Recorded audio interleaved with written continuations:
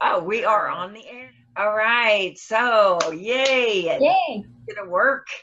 I'm here to interview Judith Bruni, and I want to just talk a little bit about what I know about you and who you are for my journey when I finally did get to the course in which I met you, which was Landmark Worldwide now. But anyway, what it was that you energetically pulled me in. Like I was like, okay, this is a person. I knew like there was something that drew me to you as a leader. And one of the things that I can say looking back that drew me to you as a leader is that what I really believe is there's two kinds of leaders that get up in front of a room. And there's the leader who gets up in front of the room and says, look at me, look at me. And then there's the leader who gets up in front of the room and goes, look at you, look at you. And you're that kind of a leader.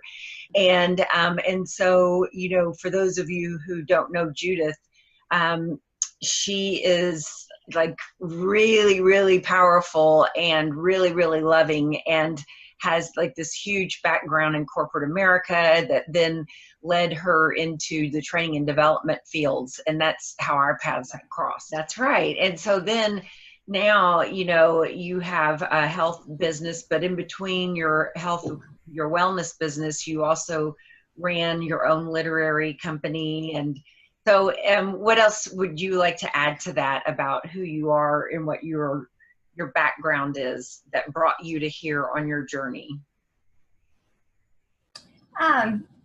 No, I think that covers it all. Like you said, I've worked in corporate America, and I love contributing.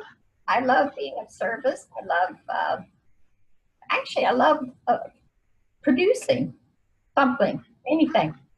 So it keeps me energized, and I wasn't ready to leave. At that time, I worked for IBM, and I wasn't ready to retire when they closed the office, and I moved in early retirement. So what I love about the name Jane in the Jungle, that's what the jungle looks like, right? You're not ready to leave, and you're ousted. So I was able, with the technology of the leadership course, to reinvent myself, and that's when I opened up the literary agency at that time. I actually got, from nothing. I loved writing, and like I said, I like to contribute, so I thought, well, if I could get people published, it'd be great. I got, in the first 5 years, 7 books got published under my literary agency, which I'm very proud of.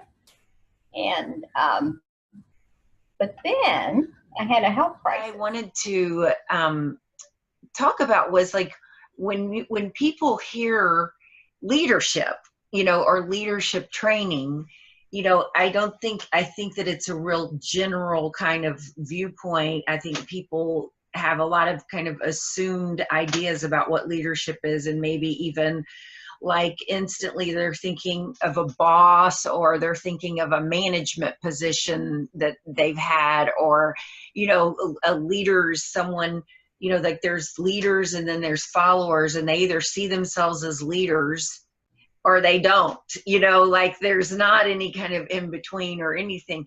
And so the leadership training that I've always been a part of is more about first at the personal level, like really getting that you're the leader of your life and living your life as your own leader in your life. And then knowing like from that place, you automatically have a concern about things that you want to lead, areas you want to lead in, but it is more connected to who you are and the things you care about, that then you go and you lead in. And so for me, it's always been women. The very first leadership training I ever took was, around women's work. And it was about ending internalized women's oppression. That's the first leadership group that's the first leadership I ever did, was I led a group of women. And the subject was, eliminating internalized sexism. So the ways in which the beliefs sit, and then disempower women. And so, but it was because I needed that myself, like I really needed to deal with my own internalized women's oppression. So it's like leadership for you. How would you like get people to understand like the benefit of leadership, of living your life to the context of leadership? And I wanted to, like really, what I'm seeing is like for you, it's really clear, like when you got diagnosed with cancer, that you living your life through the context of leadership, where did that lead you from there? Like now, where are you with it? Like now you have a whole business based on it, So I wanted to have you talk more about like the context of leadership for the everyday person and for a lifelong, viewpoint of how you kind of live your life and drive your journey, and yours, and, share your story. Wow, I love the way you're framing that, because I never thought of it that way. But for sure, I immediately took on leadership of my own health restoration. Like, in talking, well, let me say it this way. I think many people, when they're diagnosed with anything with a doctor, they just follow along with what the doctor says. They give up their self-leadership, if you will, in the hands of somebody else. Mm-hmm. They don't even look at the ramifications of some of these medicines that they're giving them, because many of these medicines are causing and damaging other parts of the body. Yeah. So for me, I took on first leadership for my own health restoration. I took many classes. I got certified in many techniques. I became a Hippocrates health educator from the Hippocrates Health Institute, which is a worldwide institution that's been around for 60 years, where people are restoring their own health. They call it naturally. Pardon me? Naturally. Yeah, more naturally. Like and so what are the components of natural healing? Like what all, like give some examples of what that looks like. You go to Hippocrates. Well, there's actually three major components. When most people are diagnosed with an illness, they work on the physical only aspects. And I have to say, I did that for several years, really focusing on the physical. However, an illness, especially cancer, is not just physically induced. It's they almost always start with an emotional issue. So it's physical, emotional, and spiritual. You have to look at all three. And that's probably the case of any illness. If I'm not an expert there, but I would guess so. Because you're not just physical. You're also emotional and spiritual. So you'd have to look at everything. Why am I talking about that? Would you ask? Oh, okay. So kind of the journey that, Oh, about leadership. Yeah. So there I was. I got certified at the Hippocrates Health Institute, and I learned these amazing scientific information based on a plant-based healing that I had never heard, and you don't hear out here in the world. So I was thrilled to share my new knowledge with people, but people were kind of like, who's this crazy woman talking about this new way of eating? And so I went back and I got my Hippocrates Health Institute certification educator. So I'm a health educator now. Now I have a certificate I hang on the wall, and when I say something, it has, it's a leadership out here as a spokesperson for them. But more than that, what I'm building my business on is people starting to own their own health restoration, restoring. So that would be leadership in their own life. You're not if I have to say one thing, it's you're not a victim of your body ever. Your body is a victim of you. Oh, yeah. Wow.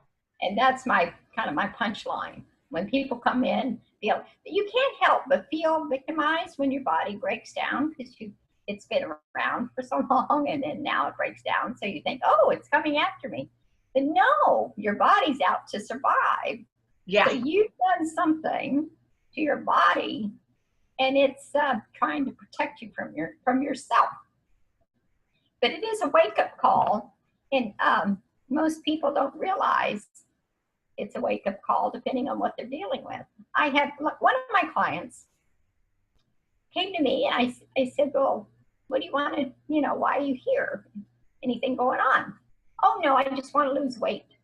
And then I look, because I do intake paperwork, and he's on 5 different medications. People think 5 different medications is normal. Yeah, wow. It's not. It's unhealthy. Yeah.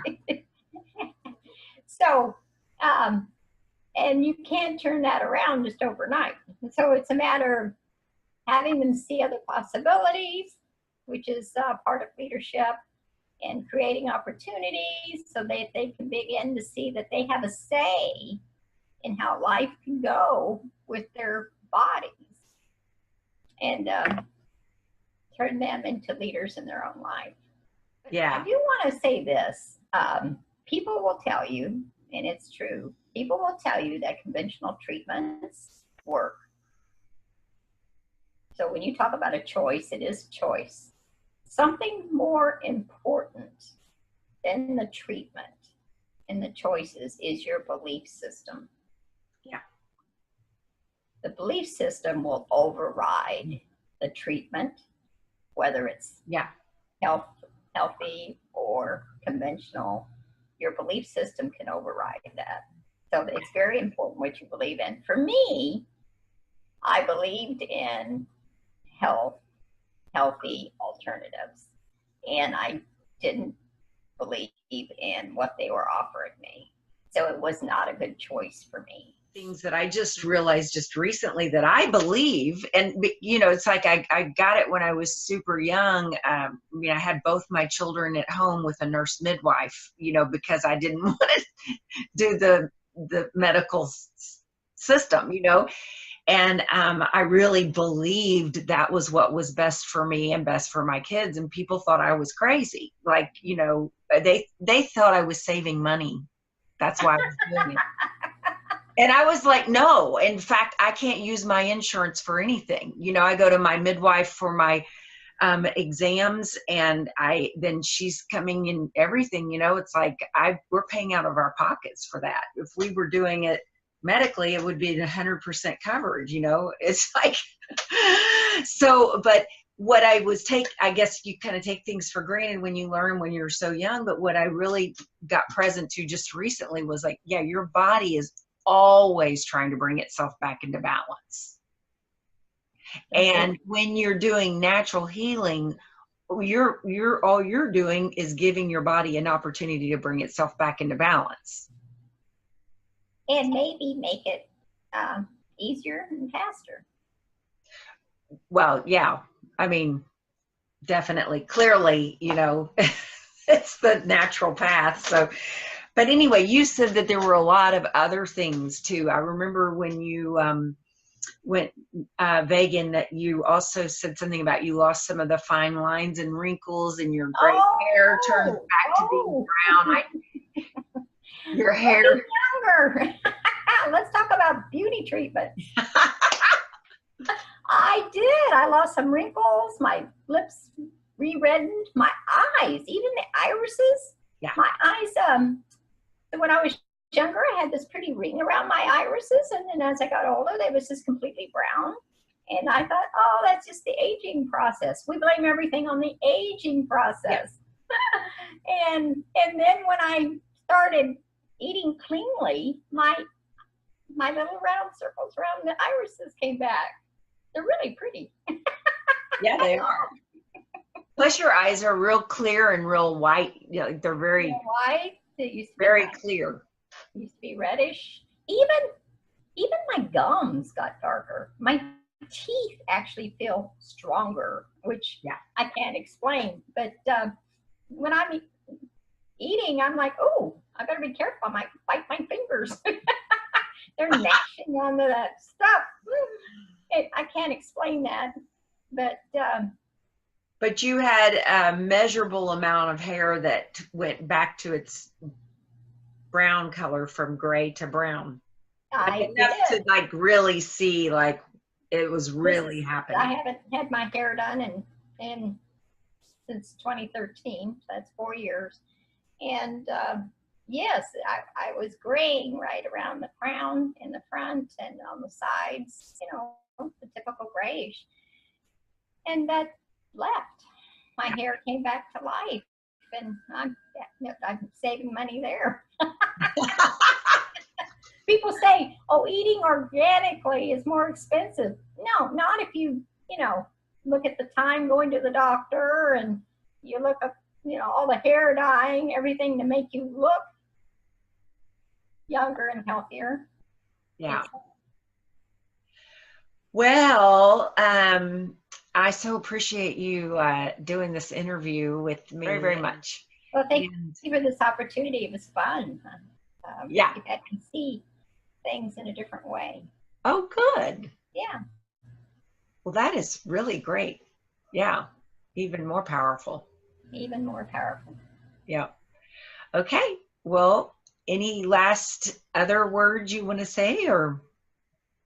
Well, I don't know who's listening to your to this tape, to this recording, but I do want to speak to someone who's dealing with a crisis, because when you're in the middle of the crises, no hope emerges, and I want whoever's listening, if you're dealing with a crisis, know that there's always, always, always hope. Yeah. There's always a path back to health restoration. It's so, and I want to be there. Wow, that's so great. Yeah, that's what it's all about. I was thinking about before I lost the 70 pounds, when I was at 175, I felt all alone and helpless. Mm. So I know there's people struggling with that right now. Yeah. Yep. Well, call Judith. Call me. You know Judith. So very good. Thank you so much. Have a wonderful evening.